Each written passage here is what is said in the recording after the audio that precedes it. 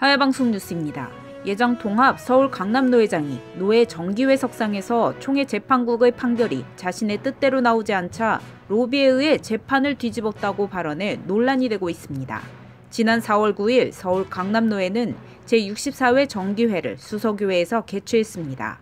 이날 동강교회 홍승철 목사의 건과 관련한 보고가 있었는데 103회기 총회 재판국이 홍승철 목사에 대해 무죄를 선고한 것을 두고 재판국에 대한 모독적인 발언을 한 것입니다. 그동안 서울 강남노회 재판국은 홍승철 목사의 방만한 재정운용, 재정파탄, 직무유기 등을 이유로 정직 2년을 판결한 바 있습니다. 이에 홍승철 목사는 불복해 총회 재판국에 상소했고 102회기에서는 홍승철 목사에게 정직 1년을 선고했지만 재판 절차상의 문제 등이 드러나면서 103회로 이첩됐습니다. 그리고 103회기 총회 재판국에서는 홍승철 목사가 고의로 자신의 직무를 유기했다거나 직권 남용의 죄과 중대한 의무 위반 행위 등의 죄가를 구성하지 않았다고 보고 무죄를 선고했습니다. 게다가 서울지방법원도 홍승철 목사의 손을 들어 교회 매매대금 6억여 원과 현재 1억 3천만 원 상당의 지연 손해금을 서울 강남노회가 동강교회에 배상하라는 판결까지 나왔습니다. 총회 재판국의 판결은 물론 법원의 판결까지 절대적으로 상황이 불리해진 상황을 정기회에서 보고했고 이 발표가 끝나자 노회장 황명안 목사는 총회 재판국이 로비를 받아 다 뒤엎는 엉터리 재판을 한 결과가 됐다고 발언한 것입니다.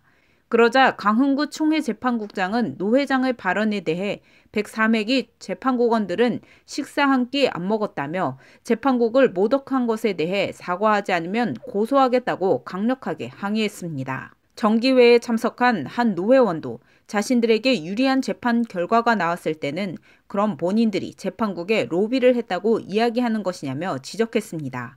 게다가 공식 석상에서 노 회장은 인격 모독적인 발언을 서슴없이 행했음에도 불구하고 다른 이들이 이에 대해 항의하자 마이크까지 끄는 행태까지 벌여 사태는 더욱 가중됐습니다.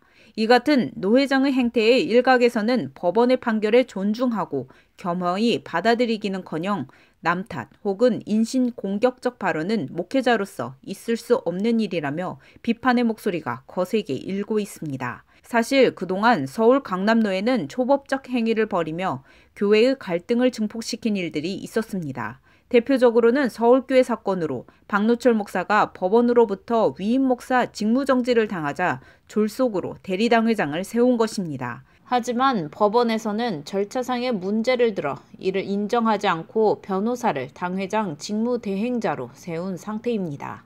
뿐만 아니라 강남노회장은 노회원들의 동의 없이 명의를 도용해 서울교회 안식년제에 대한 국가법원 판결에 불복, 대적하는 성명서를 내 논란을 불러일으키기도 했습니다. 이 같은 강남노회장의 초법적 행태에 정기회가 열린 날 서울교회 성도들은 박노철 목사가 고용한 불법 용역 폭력과 교회 건물 불법 점거로 고통받는 서울교회 아픔을 기억해달라며 시위했습니다.